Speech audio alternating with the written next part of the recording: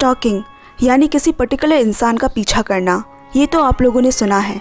लेकिन अगर वो स्टॉकर आपके घर, आपके ही कमरे में, आपके बेड के नीचे रहता हो तो है ना ये स्केयरिंग और क्रीपी। नाओटा मित्सुई, वो लड़का जिसे स्कूल टाइम से कभी किसी ने नोटिस नहीं किया, दूसरे लोगों द्वारा इग्नोर्ड, ऐसे ही उसका बचपन गुजरा। फिर एक दिन उसकी क्लासमेट सासुके चिहियोरी, वो पहले इंसान जिसने उसे नाम से पुकारा। इसके बाद सीधे 11 साल बाद मित्सुई को दोबारा उसकी आवाज़ सुनाई दी। चिहिरो से ऑब्सेस्ड मित्सुई उसे स्टॉक करने लगता है। Hello everyone and welcome back to my channel movies type.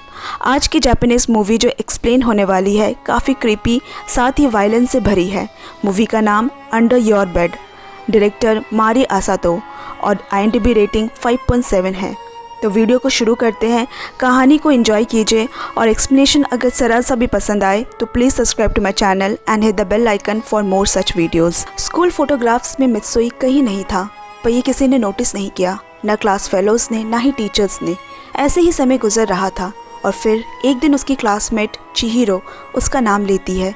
इस छोटी सी बात पे वो बहुत ही खुश हो गया कि कोई तो है जो उसे जानता है। फिर वो उसे कॉफ़ी के लिए पूछता है। ऐसा मित्सुई के साथ पहली बार हो रहा था। चिहिरो उससे हॉबीज़ पूछती है। वो कहता है उसे फिशेस बहुत पसंद है, उसका घर एक्वेरियम से भरा है। मित्सुई पहली बार खुल के किसी से बात कर रहा था। वो कहता है वो उसके घर भी एक एक्वेरियम लगा देगा। अब इस बात को 11 साल गुजर चुके हैं। उस दिन के बाद से वो चिहिरो से कभी नहीं मिल पाया।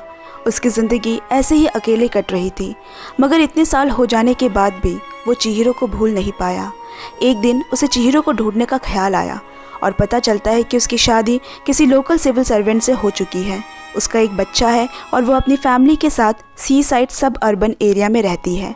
मित्सुई सोचता है कि एक बार उसे देखकर वो चला जाएगा। वो उसके घर के सामने खड़े होकर उसके एक बार देखने का इंतज़ार कर रहा होता है।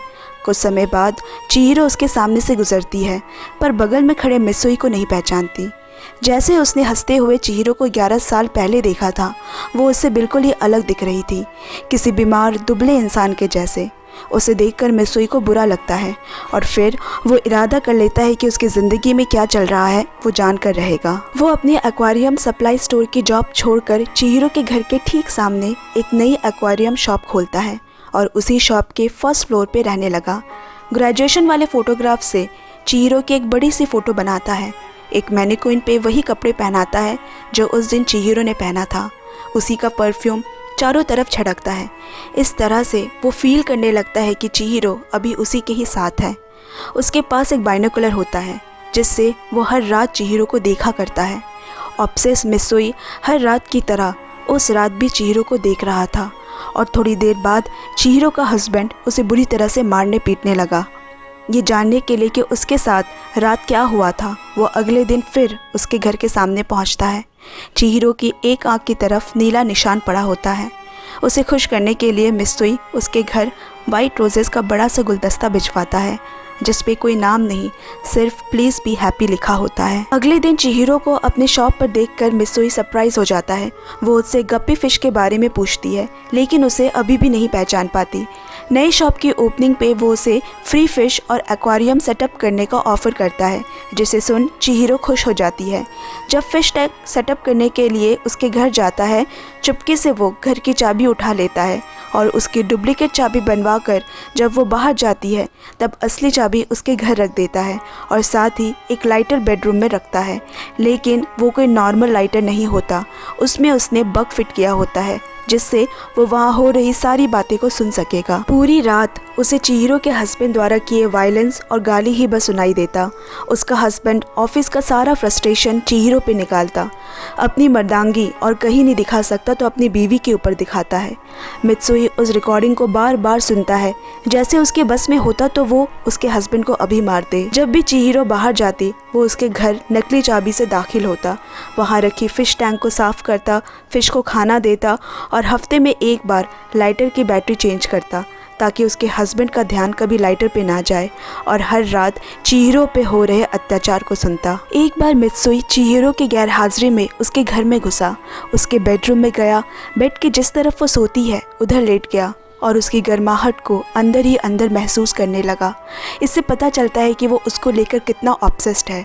जब वो घर से निकलने लगा उसे याद आता है कि चाबी ऊपर रूम में छूट गई है।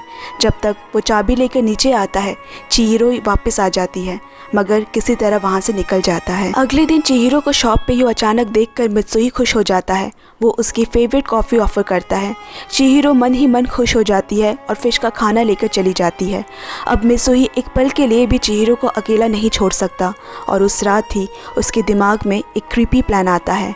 अगले दिन जब चिहिरो बाहर होती है वो उसके बेड के नीचे छुपकर उसके आने का इंतज़ार करने लगता है।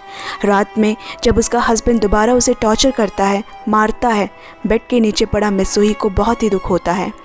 सुबह चिहिरो किचन में काम कर रही होती है और मित्सुई उसे ऊपर से देखता रहता है, पर उस दिन एक बहुत बड़ी गड़बड़ी हो गई। चिहिरो के हस्बैंड को वो नोट मिल गया जो मित्सुई हर हफ्ते फूलों के साथ भेजा करता था। वो नोट देखकर गुस्से में उसका हस्बैंड उसे इतना मारता है कि वो बेहोश हो गई। फिर वो उसे बाथ टब में खुले शावर के नीचे छोड़ देता है। बेड के नीचे छुपा मित्सुई को खुद पर गुस्सा आता है कि उसकी गलती की वजह से चिहिरो को इतना कुछ सहना पड़ा। उसके हस्बैंड के सो जाने के बाद वो बेड के नीचे से निकला, चिहिरो को बाथ टब से उठा के लिविंग रूम ले आया, उसके कपड़े चेंज किए और फिर गर्म ब्लैंकेट से ढककर वहाँ से चला गया। सुबह जब चिहिरो उठती है उसे यकीन हो जाता है कि उसके घर पर कोई आया था, क्योंकि उसे अपने हस्बैंड से तो इस चीज़ की उम्मीद नहीं। वो कमरे में आके रोते हुए कहती है, तुम जो कोई भी हो, अगर मुझे सुन पा रहे हो तुम मेरी मदद करो। मित्सुई सब सुन रहा होता है। वो तय करता है अगर उसने फिर से चिहिरो पे हाथ उठाया तो वो उसे ज़िंदा नहीं छोड़ेगा। अगली सुबह चिहिरो की माँ उसे फ़ोन करके घर बुलाती है क्योंकि उसके डैड काफ़ी समय से हॉस्पिटल में हैं। शाम को जब उसने अपने हस्बैंड से घर जाने की बात कही तो उसके हस्बैंड ने साफ मना कर दिया। वो गिड़गिड़ाती है पर तब भी वो हाँ नहीं कहता। रोती हुई चिहिरो उसे थप्पड़ मार देती है। ये बात उसके हस्बैंड को ईगो में लग जाती है और उसे बहुत मारने लगता है। पर्दे के पीछे खड़ा मित्सुई की ये सब देखकर भी कुछ करने की हिम्मत नहीं हुई। वापस घर आके मित्सुई अपने आप को कुछ ना कर पाने के लिए बहुत कोसता है और खुद को जख्मी कर देता है। अगली सुबह मित्सुई खिड़की से देखता है चिहिरो अपने बच्चे को लेकर भाग रही है। मित्सुई उसकी गाड़ी का भागते हुए पीछा करने की कोशिश करता है। चिहिरो एक होटल में जाकर ठहरती है और उसके हाथ में वही लाइटर होता है जिसके अंदर उसे वही डिवाइस मिलता है। उसे लगता है ये शायद उसी का होगा जो उसकी मदद करता है, लेकिन इतने में उसका हस्बैंड ढूंढते हुए वहाँ आता है और खींचते हुए उसे घर ले जाता है। घर पहुँचकर चिहिरो लड़ने की बहुत कोशिश करती है पर कुछ कर नहीं पाती और रोते हुए कहती है, अगर तुम मुझे सुन पा रहे हो तो प्लीज़ मेरी मदद करो। उधर सब कुछ सुनने के बाद मित्सुई हिम्मत कर इस बार पीछे से चिहिरो के हस्बैंड पे हमला करता है और उसका गला दबाकर मार देता है। चिहिरो उसे देखकर एकदम चौंक जाती है कि जो उसकी मदद कर रहा था वो तो वही फिश शॉप वाला आदमी है, पर अभी भी चिहिरो उसे पहचान नहीं पाई। मित्सुई पुलिस स्टेशन जाके अपना जुर्म कबूल करता है क्योंकि वो चिहिरो और उसके बच्चे को किसी मुश्किल में नहीं डालना चाहता था। यहाँ चिहिरो दौड़ते हुए वहाँ पहुँची और उसने मित्सुई कहकर पुकारा। आखिर में उसे याद आ ही गया 11 साल पहले उसका क्लासमेट मित्सुई। मित्सुई पीछे मुड़कर मुस्कुराते हुए मन में कहता है, मैं उसे याद हूँ, और यही मूवी ख़त्म हो जाती है। तो दोस्तों आज की मूवी एक्सप्लेनेशन आपको कैसी लगी कमेंट डाउन, वीडियो को लाइक और चैनल सब्सक्राइब जरूर करें। एक और एक्सप्लेनेशन के साथ नेक्स्ट वीडियो में मिलते हैं। Till then bye bye friends and take care.